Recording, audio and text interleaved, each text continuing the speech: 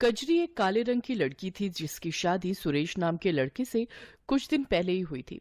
एक शाम कजरी खाना बनाकर सबको परोसती है। खाना मुंह में डालते ही उसकी सास कुंती उससे कहती है, क्यों रे काली बहू, अपनी माँ से कुछ सीख कर नहीं आई क्या, जो रोटी के साथ सब्जी की जगह नमक ही परोस दिया। माँ जी, घर में बनाने के लिए कुछ भी साग सब्जी नहीं है। आलू बचे थे, वो मैंने सुबह ही बना दिए थे। कैसे करम फूटे हैं हमारे। जब से इस काली बैंगन ने हमारे घर पर कदम रखे हैं, तब से बरकत ही नहीं हो रही इस घर में। और अब तो ऐसे दिन आ गए हैं कि नमक के साथ हमें रोटी खानी पड़ रही है। कजरी के प्रति कुंती की इस कड़वाहट का कारण उसका काला रंग था। उसके काले रंग को लेकर वो अक्सर उसको कोसती रहती थी। लेकिन कजरी का रंग भले ही काला था, पर उसका दिल एकदम साफ था। वो दुर्गा माँ के प्रति बड़ी आस्था रखती थी।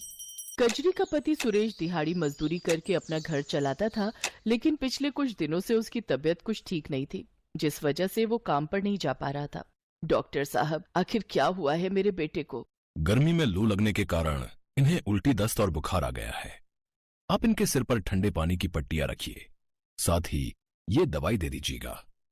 और हाँ, इनके शरीर में अभी काफी कमजोरी है, इसलिए अभी 2 महीनों तक इन्हें बेड रेस्ट पर ही रहना होगा। ये सुनकर कजरी का मन बड़ी ही उलझन में फंस गया और वो सोचने लगी, जब तक सुरेश जी ठीक नहीं हो जाते, मुझे ही कुछ न कुछ काम करके इस गृहस्थी को चलाना होगा। मुझे जल्द ही कुछ करना होगा, नहीं तो ये घर दाने दाने तक को मोहताज हो जाएगा। ऐसा सोचकर कजरी भूखी प्यासी काम ढूंढने निकल गई, लेकिन पूरे 50 घर के दरवाजे खटखटाने के बाद भी उसे काम नहीं मिला। अब बस ये घर एक आखिरी उम्मीद है।